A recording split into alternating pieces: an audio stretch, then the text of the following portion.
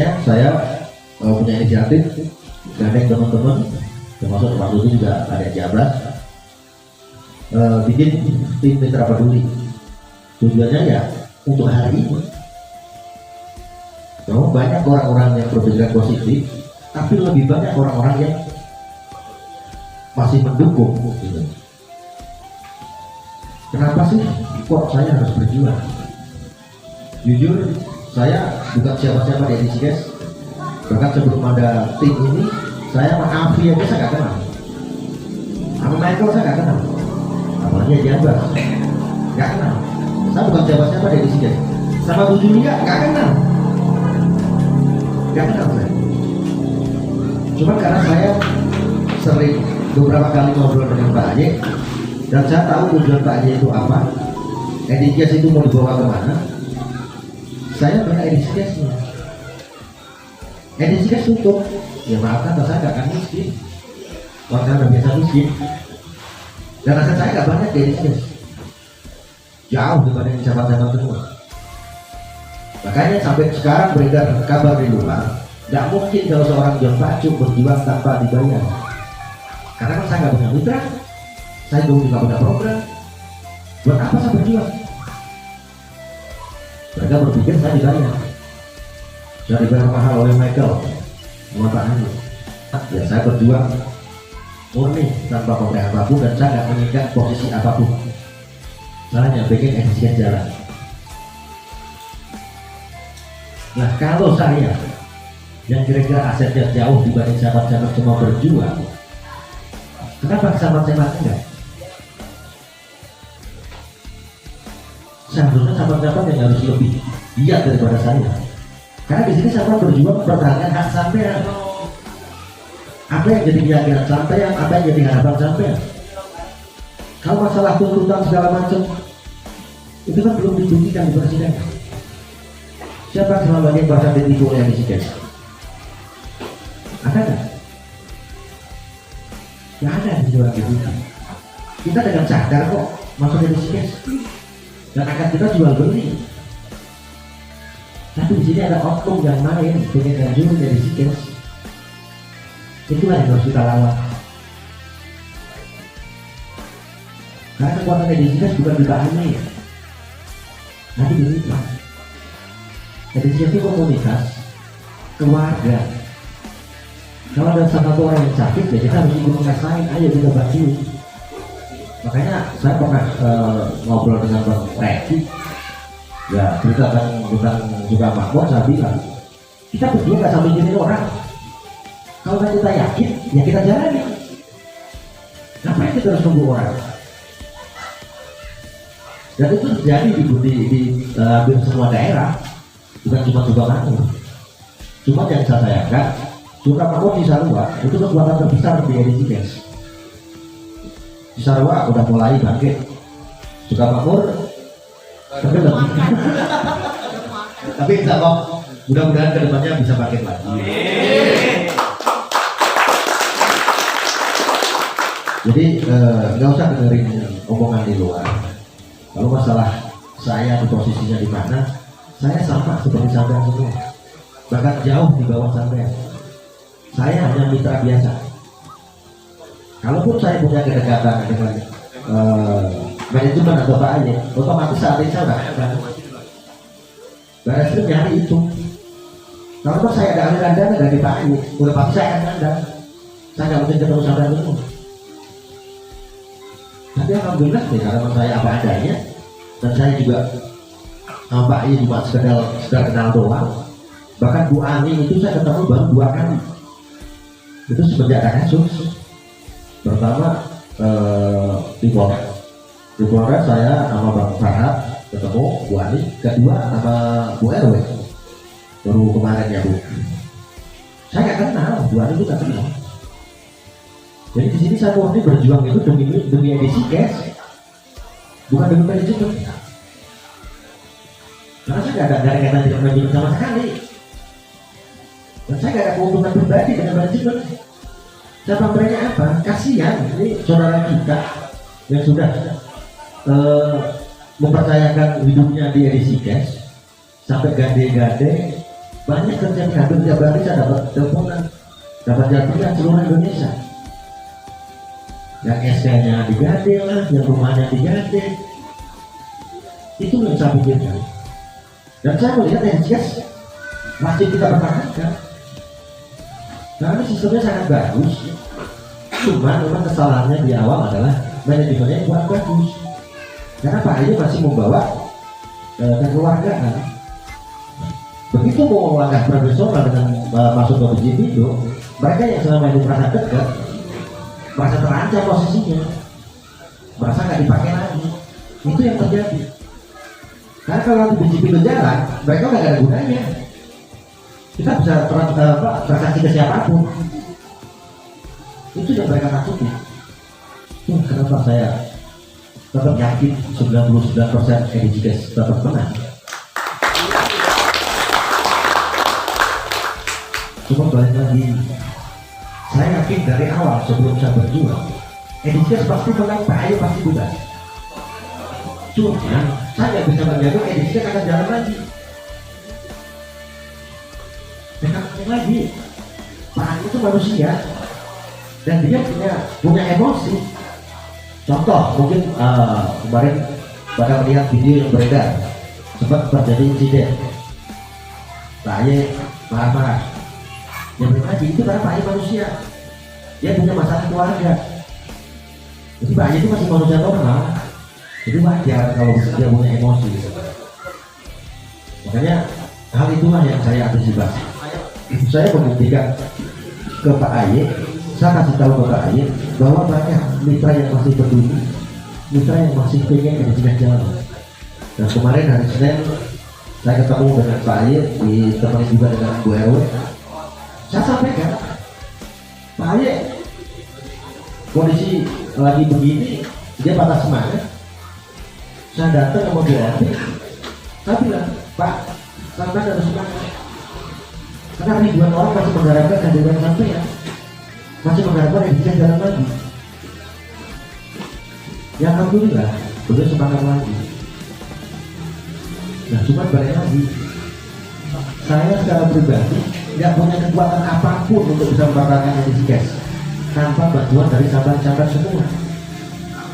Kalau memang EDGS masih pengen jalan, ya ayo, tolong bantu saya.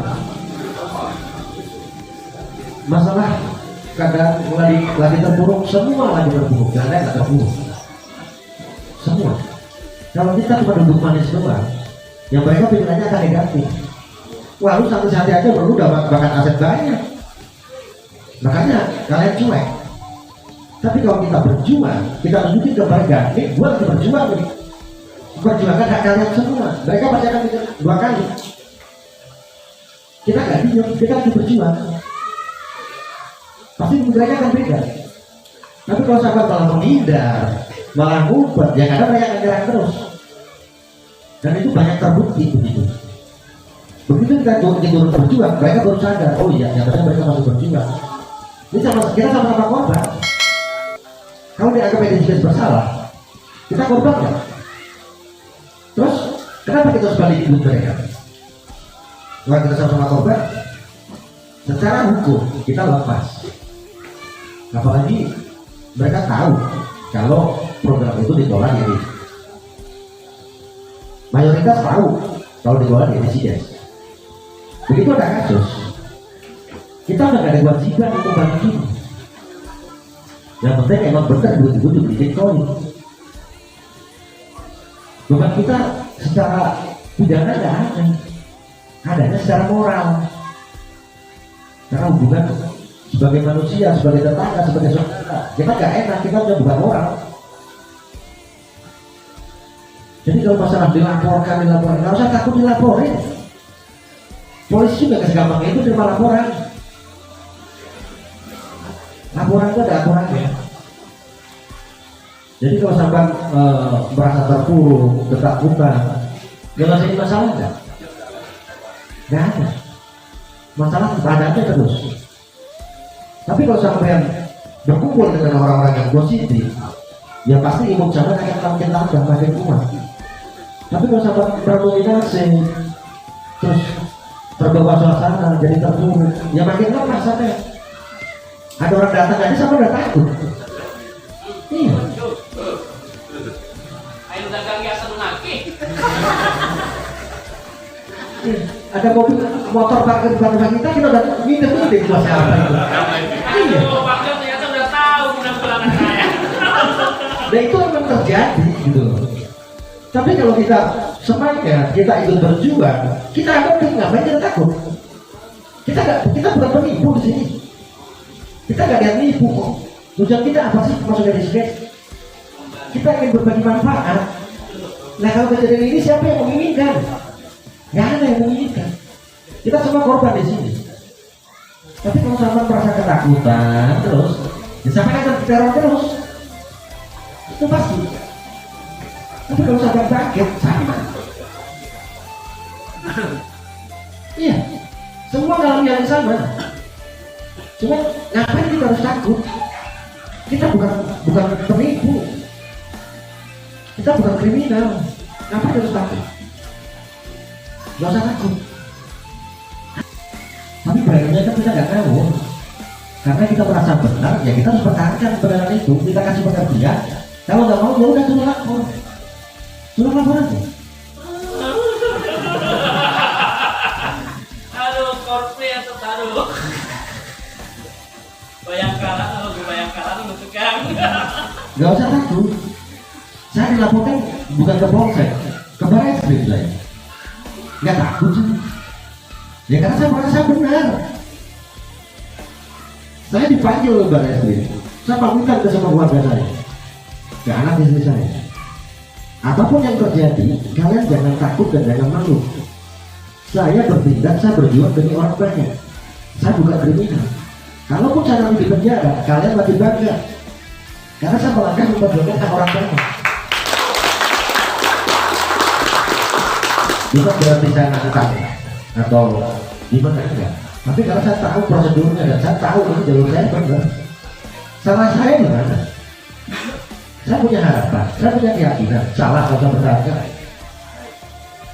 Neror, seringkali saya neror. Diancam mau dibunuh, seringkali.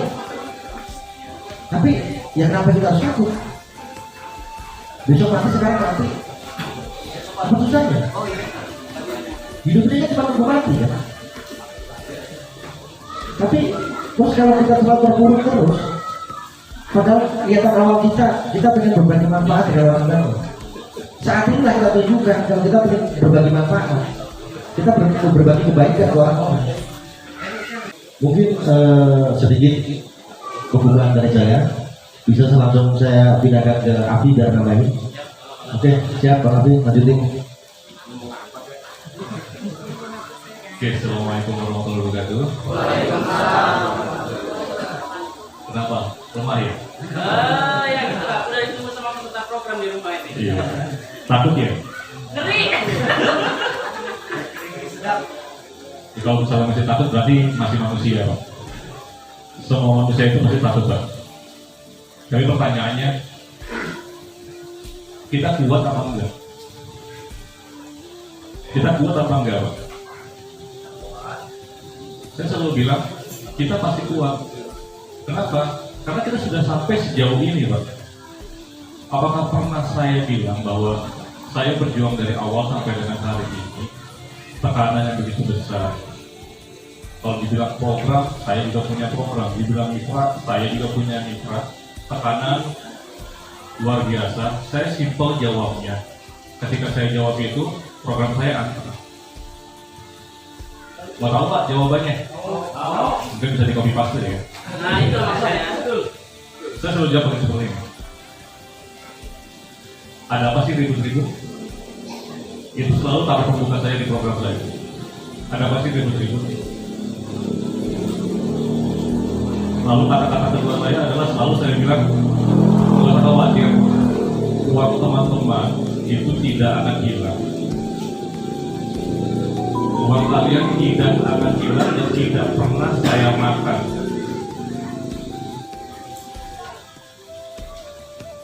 Nah, kata ketiga ini kata pamungkas yang selalu saya berikan kepada teman-teman, kepada peserta program saya. kalau mau uangnya cepat kembali, ayo bantu saya dan dukung saya yang saat ini sedang berjuang mempertahankan edisi cash agar edisi cash jalan kembali. Kalau Anda selalu menekan saya, kalau teman-teman semua peserta semua menekan saya, bagaimana saya bisa mengembalikan uang-uang Anda? Bagi semua peserta program yang tidak sabar, bagi semua peserta program yang tidak sabar untuk segera dikembalikan uangnya dan tidak mau menunggu proses hukum ini, silakan saya membuka diri, laporkan segera saya saat ini juga. Sudah, setelah itu grup saya nggak pernah ada komentar lagi. Tapi saya nggak lepas seperti itu aja. Saya selalu share YouTube yang saat ini dibuat. Jangan lupa like and subscribe Padu Channel. Tahu kan Padu Channel kan? Atau apa namanya? Mamekios. Banyak YouTube yang memberikan konten yang benar. YouTube yang memberikan gambaran tentang perjuangan kita. Saya selalu share itu agar mereka selalu dapat update. Sudah sampai sejauh mana langkah kita perjuangkan. Alhamdulillah sampai dengan detik ini saya program ada 7 Pak. Saya program ada 7. Alhamdulillah sampai dengan detik ini ada sih memang 1, 2 atau 3 orang yang terus menekan saya. Saya ketika ada ditekan 1, 2, 3 orang, saya langsung telepon. Bapak ada di rumah? Saya mau ke rumah hari ini. Bapak bisa siapin waktu saya buat ketemu. Saya mau jelasin. Saya datang ke rumahnya.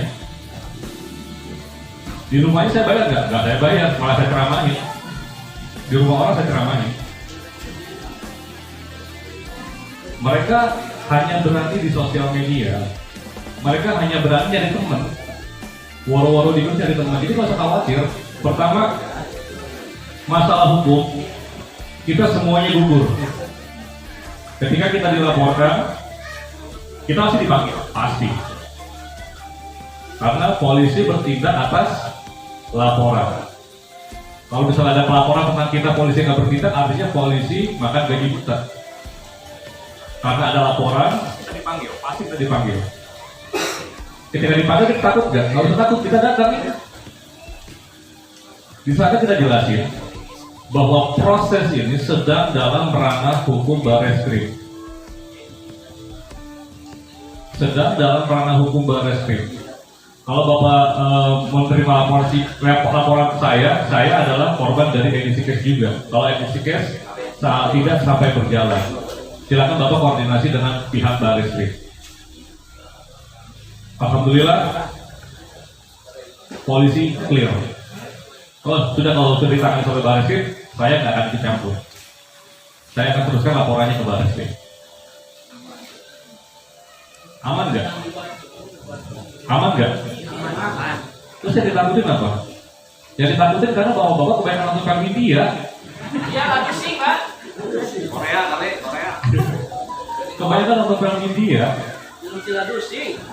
Yang kalau misalnya lihat polisi itu kayaknya udah kayak waduh, saya bakal ditekan. Enggak, polisi semuanya sama seperti kita.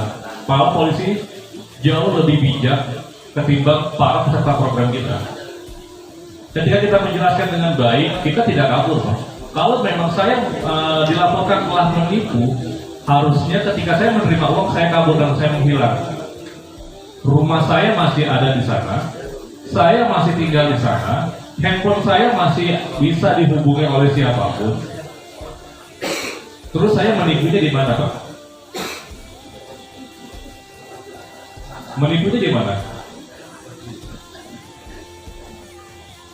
Ya nggak tahu, karena polisi ya, mana tuh nggak tahu, jangan tanya saya. Kita nggak menipu. Ketika kita menjelaskan hal seperti itu, polisi akan ngerti, paham. Karena yang namanya penipuan itu adalah tindakan yang memang direncanakan untuk mengambil keuntungan setelah itu melarikan diri. Itu penipuan. Yang kita lakukan bukan penipuan, Pak. Yang ada adalah perdata.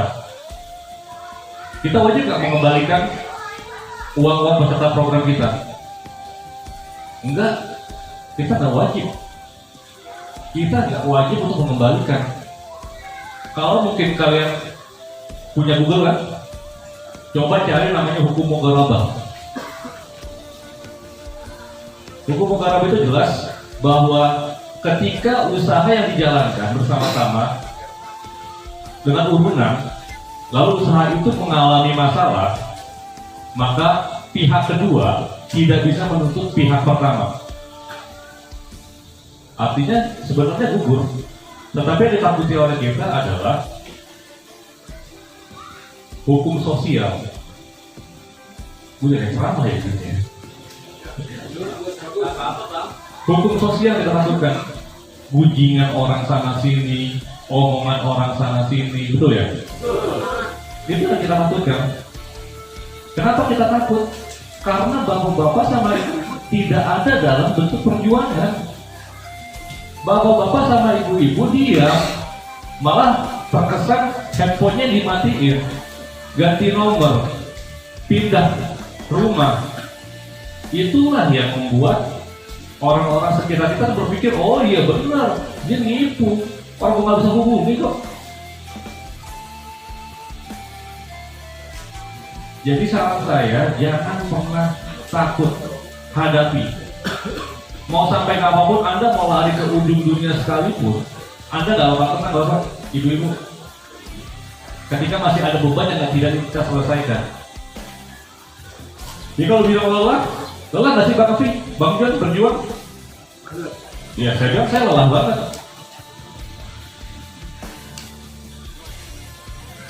Tapi biarin aja.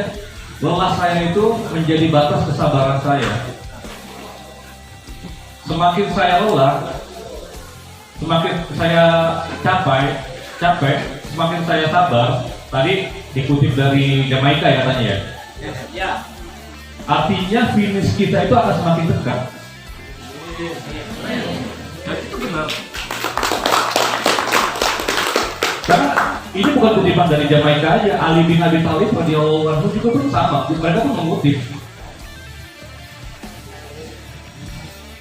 Jika Anda lelah dan capek saat Anda memperjuangkan kebenaran, itu artinya kemenangan sudah ada di depan mata Anda. Ketika kemenangan itu sudah Anda dapatkan, Anda akan lupa rasa capek kemarin.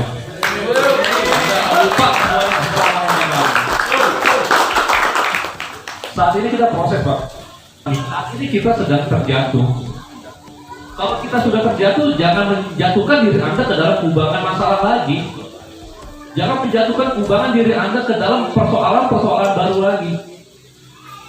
Ingat, hukum saat ini, secara hukum, kita mitra edisi tidak ada yang salah. Kalau hanya bagaimana Bang progres edisi apakah bisa menang atau kalah? Gimana pertanyaannya? Jawabannya menang apa kalah Bang? Kalau kita sudah yakin menang, kenapa kita takut? Mau tahu kenapa Indonesia dijajah sampai dengan 350 tahun? Saya mau sejarah nih, karena saya kebetulan saya mencintai sejarah. Jas merah, jangan makan sejarah. Kenapa Indonesia sampai bisa dijajah 350 tahun? Kenapa? Masyarakatnya gampang diadu domba. Setuju. Kita terlalu mudah diadu domba. Ada berita sedikit, galau. Ada berita sedikit, imunnya turun katanya. Kita terlalu mudah diacak-acak. Padahal berita yang begitu positif itu lebih banyak daripada berita yang negatif. Kenapa Anda galau? Karena Anda bermain dengan orang-orang yang negatif, berkumpul dengan orang-orang negatif.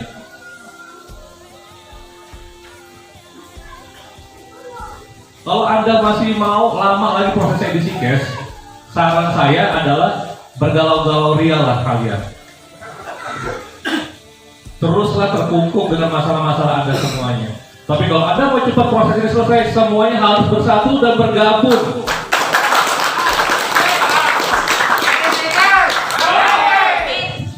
Bangkit. Jos itu diciptakan oleh orang-orang yang meninggalkan kita. Jos itu adalah bahasa yang diciptakan oleh orang-orang yang meninggalkan kita saat ini. Sekarang saya tanya sama teman-teman, yang melaporkan edisi case berapa orang sih? Katanya sebanyak. Oke, banyak. Angkanya berapa? 3.000. Berapa gitu? Ya, anggaplah, saya bilang anggaplah 5.000. Yang melaporkan edisi case 5.000. Artinya masih ada 52.000 yang lagi berjuang. Banyak yang mana, Pak? Kenapa takut? Tete ya.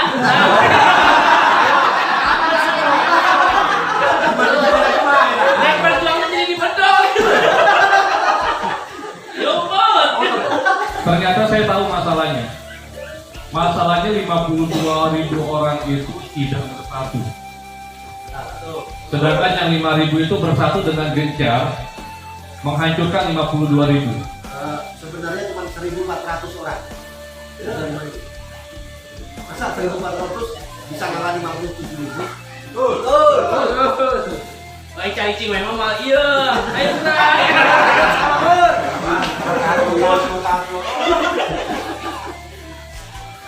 Secara kita nggak ada perlu kita khawatir kan? Anggaplah begini, anggaplah edisi case melakukan penipuan. Anggaplah edisi case itu menipu. Kita semua sadar atau mengetahui bahwa edisi case melakukan penipuan dan segala macam. Tetapi ketika 52.000 itu bilang edisi case bukan penipuan, di bangsa Indonesia ada namanya Undang-Undang Pancasila Sila kelima, keadilan sosial bagi seluruh rakyat Indonesia. Yang artinya suara terbanyaklah yang akan memenangkan pertarungan ini. Suara terbanyak Pak yang memenangkan pertarungan ini Pak. Bukan suara yang minoritas, yang mayoritas. Ketika 52.000 orang itu berteriak, tidak, saya tidak pernah dirugikan oleh edisi case dengan lantang. Bungkam semua orang itu. Jalan lagi edisi case. Tapi kalau 52 orang itu udah kayak kerupuk kena angin. Nah air. Menempong. Ngomong nata. Terus Ya sudah, kita hanya menunggu waktu. Kalau saya bilang, mau seperti apapun mereka merencanakan ini, Pak Aye dan Bu Ani pasti bebas. Jangan sekali dulu. Pertanyaan saya tadi sudah ditanya Bang Jo, ketika Pak Ani dan Bu Ani dan Pak Aye bebas, apakah dia mau jalanin edisi case lagi? Kalau melihat 52.000 orangnya melompok, itu kuncinya.